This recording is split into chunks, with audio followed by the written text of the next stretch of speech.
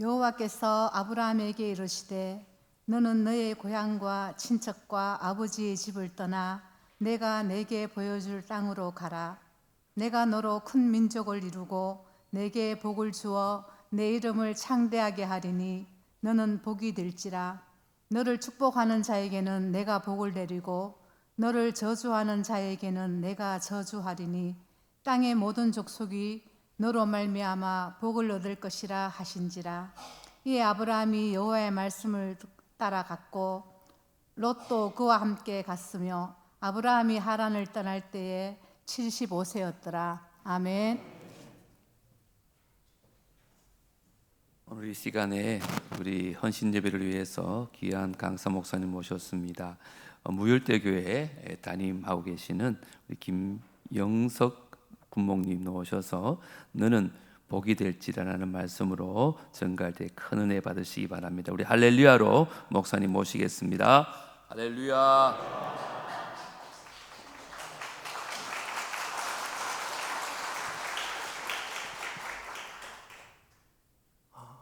오늘 교회로 올 때 주차하시는 분들이 또 환영해 주셔서 또 파킹을 잘 할 수가 있었고, 또 카페에 가니까 목사님 뭐 드시겠습니까? 라고 물어봐 주시는 분들이 참 많이 계시더라고요. 제가 처음 느꼈던 느낌은 정말 따뜻한 교회구나 라고 하는 그 느낌을 가졌습니다.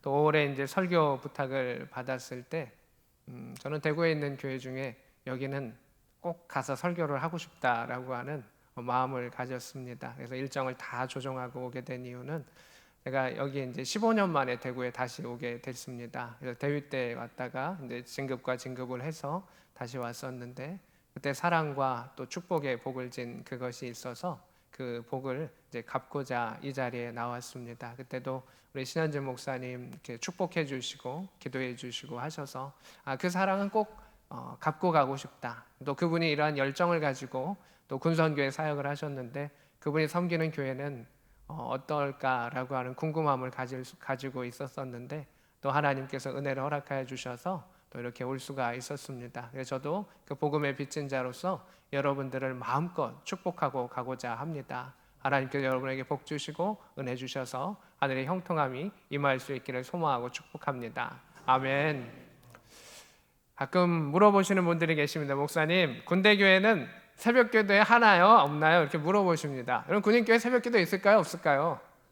있습니다. 감사합니다. 있습니다. 시간이 좀 이렇게 뭐 5시 하는 데 있고 5시 반 하는 데도 있고 군인 출근 시간에 맞춰서 하는 데도 있지만 새벽기도에 있습니다. 다만 전방은 병사들이 잘 나오기가 어렵고 해서 목사님하고 군종병하고 둘이 하는 데도 있고 또 어려운 그런 환경 속에도 있습니다. 군대교회는 여러분 이 단어는 좀 이상하시죠? 민간교회 하면 공산당인가 이렇게 생각하실지 모르겠지만 저도 이제 28년에 목회 사역을 하면서 3년만 민간에 있었고 군대 25년을 있다 보니까 저는 그러한 단어가 조금 더 익숙을 합니다. 그래서 민간교회에 있는 모든 것들을 거의 다 합니다. 근데 새벽기도에도 있습니다. 뭐 금요기도에도 있고 신방도 있고 모든 것들이 다 있게 되어 있는데 군대교회는 다른 게 몇 가지가 있습니다.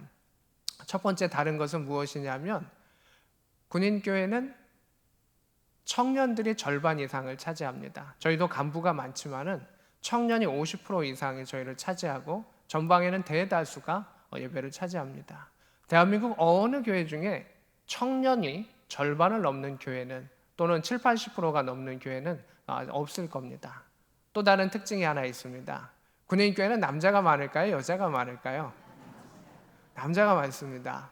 여러분, 세상의 민간의 어느 교회를 가도 여자가 많을까요? 남자가 많을까요? 여자가 많습니다. 그렇습니다. 그런데 군인교회는 남자가 많고 청년이 많습니다. 이게 아주 독특한 특징입니다. 군인교회는 초신자가 많을까요? 직분자가 많을까요?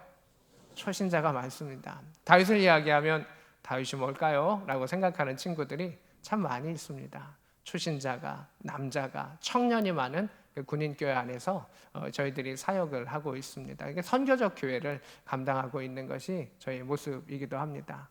그다음에 이제 목사님들마다 좀 이제 차이들이 있긴 하는데 군인교회 또 다른 특징이 있습니다. 군인교회는 군목 목사님들이 군대교회에서 사례를 받을까요? 안 받을까요? 다시 말씀드리겠습니다. 안 받는다, 안 받는다. 안 받습니다. 예, 군인교회는 목사님들이 교회에서 사례를 받지 않습니다. 예. 대신 텐트 메이킹 사역, 그러니까 부대에 일을 합니다. 군대 안에서 일을 합니다. 그래서 군대에서 월급을 받고 그 월급을 가지고 생활을 합니다. 그러니까 저희들은 시간이 땡 되면 새벽 기도를 제외하고 8시 반 되면 부대에 출근을 해 있어야 합니다. 그리고 5시 반까지는 부대를 나갈 수가 없습니다. 그게 부대 근무 시간이기 때문입니다. 물론 목사님들은 5시에 출근해서 더 늦은 시간까지 12시간 이상을 더 일하고 수고하지만 그 군대 안에서 일하는 그 일들의 시간들을 채워야 합니다. 군대에서 주는 녹을 먹고 그 일들을 하는 거죠. 그래서 바울처럼 사역을 합니다. 바울처럼 천막 안에서 그 일들을 행하면서 일을 하죠. 어떨 때는 브리스길라와 아굴라를 만날 때가 있습니다. 부대 지휘관이 신자고 너무 잘해주시는 만날 때가 있습니다. 좋습니다. 근데 브리스길라와 아굴라만 있는 것이 아니라 믿지 않는 지휘관을 만날 때도 있고 어떤 사람은 교회를 다니는데 좀 더 박해하는 분들도 계십니다. 또 어떤 분들은 병사들이 물어봅니다. 목사님, 우리 누구누구 연대장님, 누구누구 지휘관님 교회 오십니까? 물어봅니다. 그 이유는 뭐냐면 그분 오면 안 오려고. 그런 경우도 있습니다. 그분이 오면 보기 싫다는 겁니다. 그분 안 오면 더 전도가 되는 신자들도 있는 겁니다. 여러분들이 있습니다. 또 불교나 천주교 지휘관도 있고 여러분들이 있습니다. 그래서 저는 제가 다니는 직장 안에 일터 안에 이렇게 사장을 모시면서 일을 하고 있는 겁니다. 그들한테 인사도 하고 격려도 하고 또 그들을 섬기면서 그 일도 하고 교회 안에는 집사님, 장로님 부르지만 부대 안에서는 지휘관으로 섬기는 그 일들이 차이점이 있습니다. 바울과 같은 그 마음을 갖습니다. 그래서 하나님 보내신 곳 가운데 섬기며 사역을 합니다. 제가 군 안에서 25년의 사역을 했습니다. 이사를 17번을 옮겼습니다. 계속해서 가는 겁니다. 군인교회는 또 다른 특징이 있는데요. 군인교회는 땡땡 목사가 없습니다. 무슨 목사가 없냐면 이단 목사 이런 거 없다고 말할 수 있는데 군인교회는 담임 목사는 있습니다. 근데 없는 게 있습니다. 무슨 목사가 또 없을까요? 이거 맞추시는 분들은 장로님들만 맞추실 수 있을 것 같은데 그렇습니다. 위임 목사가 없습니다. 저는 내년에 여기 없을 수도 있습니다. 저는 1년에서 2년이면 옮겨집니다. 그래서 우리 성도들이 한 2년 정도 그 교회에 1년에서 2년 정도 성도들이 있게 되는데 많이 바뀌면 담임 목사가 3번 바뀌는 경우도 있습니다. 담임 목사가 1년에 한 번씩 바뀌고 본인이 이동해서 바뀌게 되면 3번까지도 바뀌게 되는 겁니다. 여러분 그러면 신앙생활을 하기가 쉬울까요? 어려울까요? 어렵습니다. 그런데 제가 그 어려움 가운데 쭉 살펴보니까 그분들 가운데 신앙생활을 정말 잘하고 성장하는 분들을 보았습니다. 저는 민간의 교회 성장하는 교회를 보면 여기 남북교회처럼 목사님들이 헌신하시고 오랫동안 기도하시고 양육하시고 축복하시는 그 교회가 한마음이 돼서 올라가는 교회가 성장하는 것을 보았습니다. 근데 군인교회는 초신자가 많습니다. 병사들이 좀 있으면 전역하고 좀 있으면 전역합니다. 가르치면 전역하고 가르치면 전역합니다. 또 집사님들도 1년에서 2년이면 옮기고 저도 옮기게 되는 그런 일들을 경험하게 됩니다. 그런 한계 속에서 근데 성도들의 결과값을 바라보면 신앙이 거기서 20년, 30년 한 분들이 신앙이 참 좋은 분들을 만나게 됩니다. 과연 군목들이 잘해서 그런가? 저는 그렇지 않다라고 생각합니다. 하나님께서 그들을 택하시고 아브라함과 같이 부르시고 너는 본토 친척 아비 집을 떠나라 라고 말씀하시면서 하나님이 그들을 어떻게 하셨겠습니까?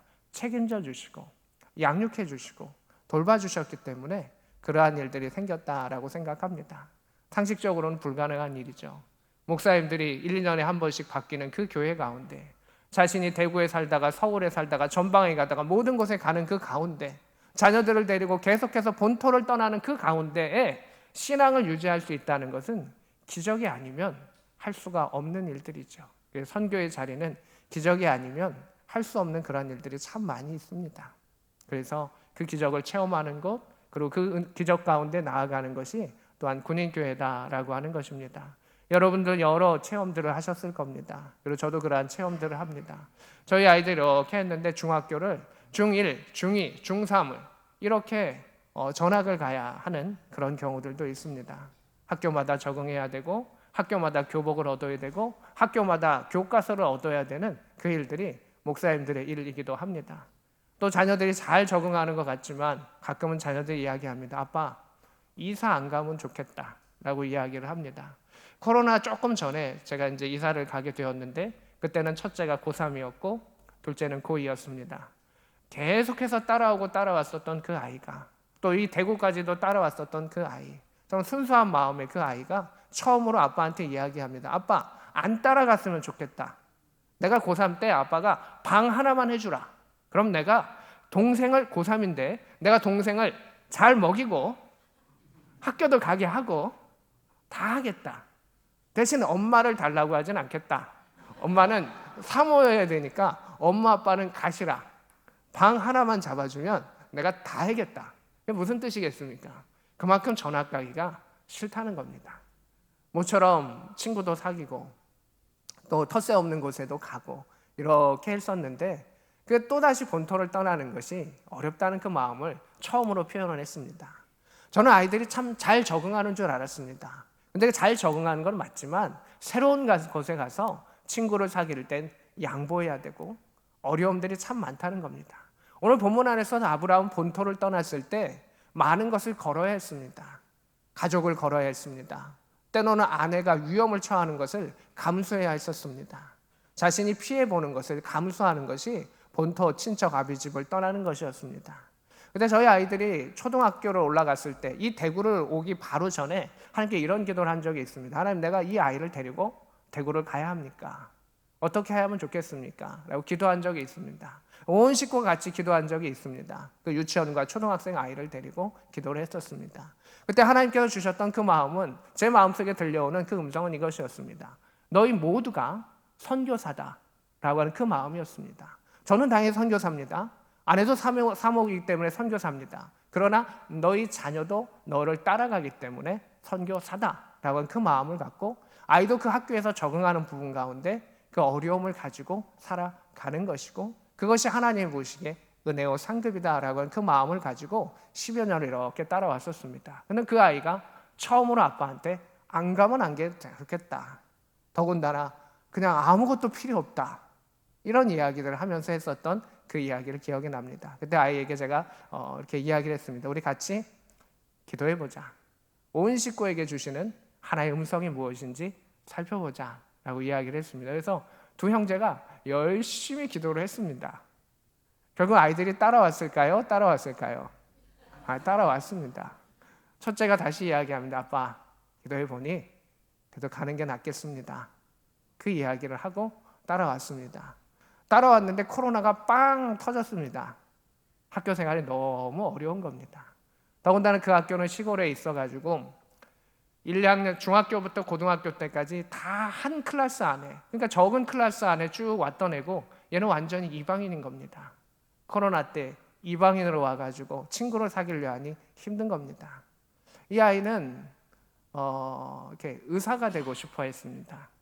둘째는 저희가 이렇게 어릴 때부터 보면 지들이 저쪽 방 구석에서 서로 막 축도하고 막 이러고 놀고 있습니다. 그래서 둘째는 목사가 되겠구나. 첫째는 너 뭐가 되고 싶냐 했더니 의사가 되고 싶다는 겁니다. 왜? 라고 물어보니 동생이 목사가 되려고 하니 물질로 후원을 하는 것이 정말 중요하니 내가 의사가 되겠습니다 라고 이야기를 하는 겁니다. 옳거니 좋다. 그래서 아이들은 이미 유치원 때 장래가 정해졌습니다. 예찬이니까 의예과로 가도록 하자. 희찬이 하나님의 기쁨이 되는 자녀로 목사가 되도록 하자. 쭉 왔습니다. 근데 고3이 돼서 이렇게 갔는데 코로나가 터지면서 그 아이는 학교에 유명한 아이가 됐습니다. 세상에 너무너무 공부만 하는 아이가 있구나. 그런데 그 공부했던 이유는 하나는 의대를 가고 싶음이었고, 또 하나는 이제 친구 사귀는데 에너지 쓰는 게 너무 힘듭니다. 나는 오직 공부만 하겠습니다. 그래서 친구들도 사귀지 않고 공부만 하고 열심히 그 쉬는 시간에도 이렇게 합니다. 그래서 같이 친구가 밥을 먹으러 갈 사람이 없습니다. 코로나 시절이기도 해서. 그래서 아이 엄마가 계속해서 매일 도시락을 이렇게 싸줍니다. 친구도 없는 학교에 그냥 도시락을 싸들고 갑니다. 그래서 그 학교 벤치에 두 형제가 도시락을 가지고 매일 점심시간마다 먹는 겁니다. 선생님들이 봤을 때는 한편으로는 이상하고 한편으로는 너무 귀여운 겁니다. 세상에 형제가 싸우지도 않고 도시락을 거기서 먹고 있다니 놀라운 모습인 겁니다. 그렇게 이렇게 했었습니다. 근데 그 어려움의 광야의 시간 가운데 하나님 첫째 아이의 마음을 참 많이 바꿔주셨습니다. 그 아이가 그렇게 세상에 태어나서 조금만 더 공부하면 의대를 갈 수 있는 것 가운데 가자 해서 태어나서 그렇게 열심히 공부한 적이 없을 만큼 이렇게 공부를 했습니다. 저는 아이들의 성적표를 본 적이 없습니다. 지금도 본 적이 없습니다. 딱 두 가지만을 요구했습니다. 첫 번째, 형제간에 우애 있게 살아라. 두 번째, 최선을 다해서 정직하게 살아라. 이것이었습니다. 두 가지만 강조하고 그냥 강조하지 않아도 기본 조건은 예배 잘 드려라. 이거 하나였습니다. 성적이 못해도 좋다. 정말 정직하게 하나님 앞에 바르게 살고 예배자로만 살아다오. 그럼 나머지는 너희들 아무렇게나 해도 된다. 정말 네 하고 싶은 것들 해라. 그것을 내려놓았었는데 그렇게 공부를 하면서 나아갔었습니다. 시험을 봤습니다. 조금 올라가면 의대를 갈 수 있었고 조금 못하면 다른 학교를 가야 했었습니다. 근데 아이가 성적이 조금 올라가서 의대를 갔을까요? 못 갔을까요? 그 믿음이 크십니다. 고맙습니다. 그런데 하나님은 놀랍도록 아이를 만져주셨습니다.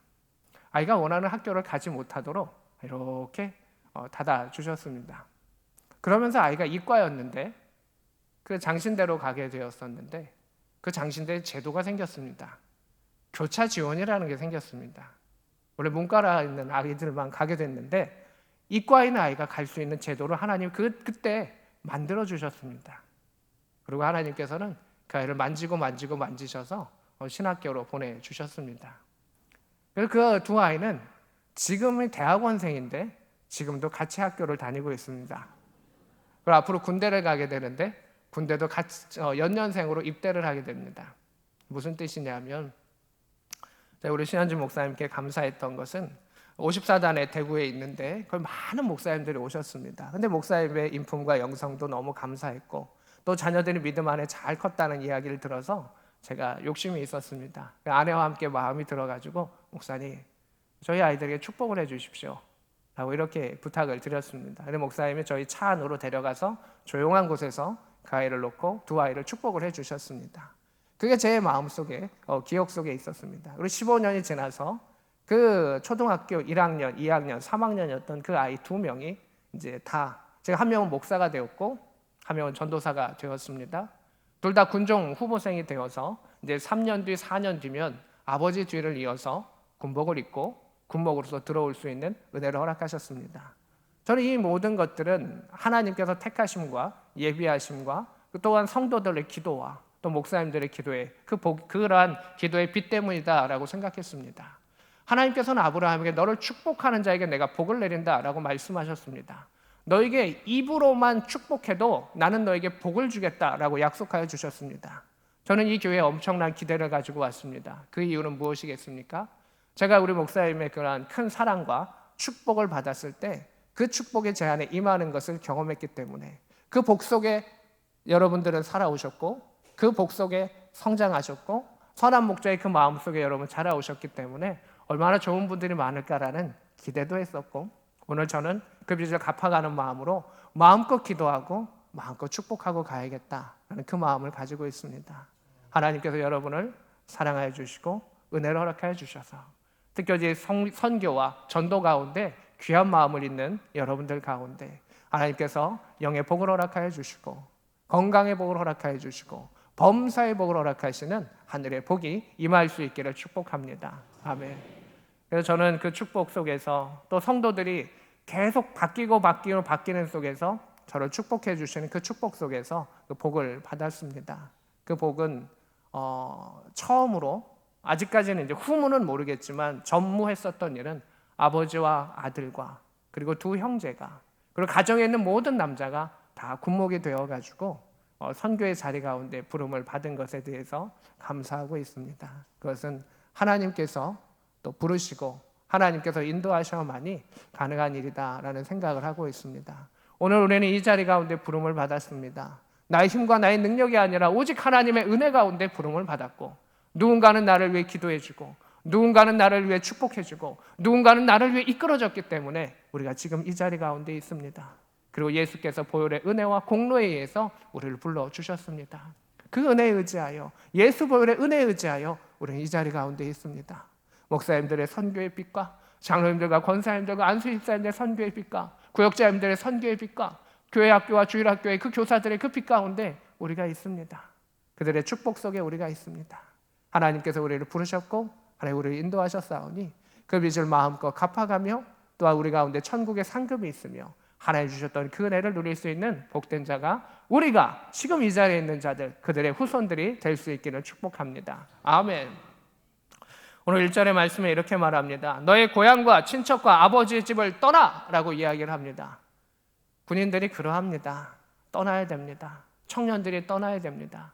군인들의 월급이 많이 늘었다라고 이야기하고 식단도 많이 좋아졌습니다. 그러나 그들의 근본적인 어려움 무엇인가? 집을 떠남입니다. 부모를 떠남입니다. 외로움들이 있습니다. 그래서 그 외로움을 만져주는 것이 교회요, 군인교회입니다. 간부들도 마찬가지고 그런 어려움 속에 있습니다. 그리고 우리는 하나님의 명령에 의해서 하나님 보내신 곳 가운데 늘 가야 되는 사명이 있는 아브라함과 같은 자가 또 우리들이기도 할 것입니다. 하나님께서 너 이렇게 가라, 너희를 해라 라고 하면 명령에 의해서 가는 자가 우리 신앙인의 그 모습인 것이죠. 수학과 과학은 이해가 필요합니다. 또한 군인은 충성이 필요합니다. 그러면 신앙인은, 그리스도인은 무엇이 필요하겠습니까? 두 자입니다. 믿음입니다. 아브라함은 그 명령 가운데 믿음으로써 나아갔습니다. 오늘 성경은 이렇게 이야기합니다. 내게 너에게 줄 땅으로 가라. 이게 아니라 보여줄 땅으로 가라. 너에게 이미 준비된 여호와 이레가 있다. 그곳을 내가 너에게 도달하면 보여줄 거야. 여호와의 산에 오르면 볼 수 있는 그 양이 있을 거야. 여호와의 산에 오를 때 이삭을 바쳤을 때 만나게 하는 리브가가 있을 거야. 하나님께서는 여호와 이레로 그를 보내셨던 것을 보게 됩니다. 우리는 그것을 확실히 볼 수 없는 부분 안에 있습니다. 선교라고 하는 것도 그러한 것입니다. 주께서 이루실 줄로 믿고 나아가는 겁니다. 저도 1년과 2년밖에 그 교회에서 사역하지 못했지만 하나님께서 그 청년들을 아브라함과 바꿔주실 줄, 아브라함처럼 만들어주실 줄로 믿으며 나아가고 그 군인교회 성도들을 다시금 헤어질 수밖에 없지만 1년과 2년이 지나면 헤어질 수밖에 없고 떠나갈 수밖에 없지만 그들을 믿음의 아브라함같이 하나님께서 성장시키실 줄로 믿으며 나아갔을 때 결국 그 자리에 섰을 때 하나님이 그 산물을 보여주시는 것을 보게 됩니다. 정말 어느 곳에 나눠도 떨어지지 아니하는 놀라운 성도들을 바라보게 되고 우리의 자녀들을 바라보면서 하나님이 하셨습니다. 하나님이 이루셨습니다. 라고 하는 그 고백을 보게 됩니다. 여러분의 삶 가운데서도 동일한 역사가 있을 것입니다. 하나님께서 인도하셨고 하나님께서 역사하시기에 우리는 여호와의 산에 오르는 것입니다. 복음의 산에 오르는 것입니다. 선교의 산에 오르는 것입니다. 그 오른 자들 가운데 하나님께서 여호와 이레 양을 만나게 하시고 리브가를 만나게 하시고 너의 대적의 성문을 취하라고 했던 하나님의 복이 임할 수 있기를 축복합니다. 아멘. 2절입니다. 내가 너로 큰 민족을 이루게 하겠다. 내게 복을 주겠다. 너 이름을 창대하겠다. 너는 복이 될 것이다 라고 말씀하십니다. 우리 청년들이 초신자도 많고요 합니다. 그러나 성경 공부를 할 때 궁금한 것도 많고 그들이 하나하나 변화돼가는 그 모습을 바라보게 됩니다. 하나님이 택하신 한 사람이 민족이 됩니다. 하나님이 택하신 한 사람의 예배자가 변화의 역사를 바라보게 되는 것입니다. 저는 그 청년들을 바라보고 또 우리 간부들을 바라보고 우리의 자녀들을 바라보는 가운데 아브라함이 그곳에 있을 것을 바라보는 것이죠. 아직 75세 이전에 아브라함을 바라보면서 나아가는 것이 저의 그러한 사명인 것이고 여러분들이 그것을 기도로서 도와주시는 것이고 또한 이 자리 가운데 이미 100세의 아브라함을 경험하신 귀한 이들이 있을 것입니다. 그러하기에 여러분들이 복되고 아름다운 분들이신 것이죠. 또 오늘 성경은 이야기합니다. 3절엔 이렇게 말합니다. 너를 축복하는 자에게는 내가 복을 내리고 너를 저주하는 자에게는 내가 저주하리니 이렇게 이야기합니다. 여러분 축복과 복이 이제 좀 헷갈리는 부분이 있고 한국 교회가 제일 많이 특징이 틀리는 부분이기도 하지만 축복은 뭡니까? 말로써 복을 빌어주는 거지 않습니까? 하나님께서 야 너를 위해서 말로써만 빌어줘도 내가 복을 실제 복을 그에게 임할 거야. 두 번째 그 저주하는 자에게 내가 저주하리니 이게 한글 성경에 좀 어려운 느낌으로 나와 있는데 이런 뜻입니다. 너에게 말로써 해코지하고 너에게 감히 말로써 대항하는 자가 있니? 그러면 내가 실제 그에게 저주할 거야. 이게 그 본문의 뜻인 겁니다.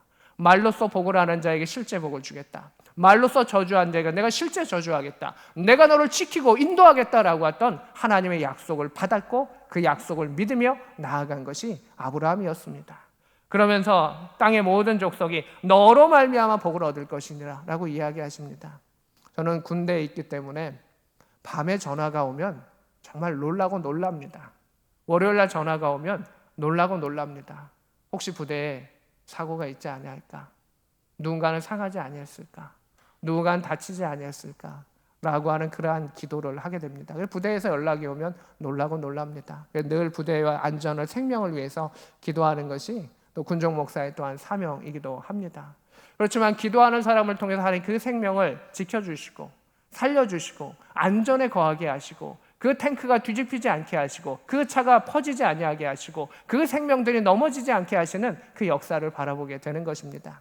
지휘관은 그것을 알지 못할지라도 기도하는 사람은 그것을 알 수 있고 그것을 경험한 사람은 알 수 있는 것이 그 역사인 겁니다. 하나님께서는 아브라함을 통해서 말씀하십니다. 너가 기도하고 너가 섬기는 그 일터 가운데 너가 있기 때문에 그 가정이 복을 받는다. 너가 있기 때문에 그 가정이 안전에 거한다. 너가 있기 때문에 그 부대와 일터가 안전하고 생명이 살아간다. 그것이 군목이 존재하는 이유고 믿음의 사람이 존재하는 이유고 우리 믿음의 사람들이 그 가정 가운데 있는 이유인 것이죠.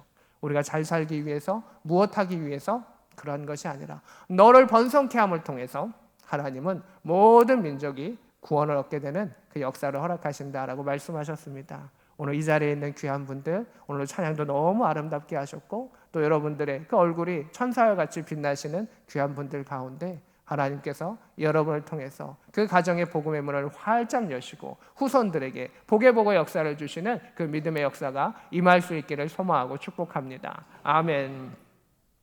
4절의 말씀에 이렇게 말하고 있습니다. 아브라함이 여호와의 말씀을 따라갔고 이렇게 되어 있습니다.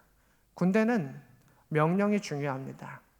여러분 직장에서는 존댓말을 많이 쓰시죠. 근데 군대의 공식 언어는 반말입니다. 명령이기 때문에 그렇습니다. 지휘관이 돌격 앞으로라고 얘기하는데 얘 돌격 앞으로 해주겠니?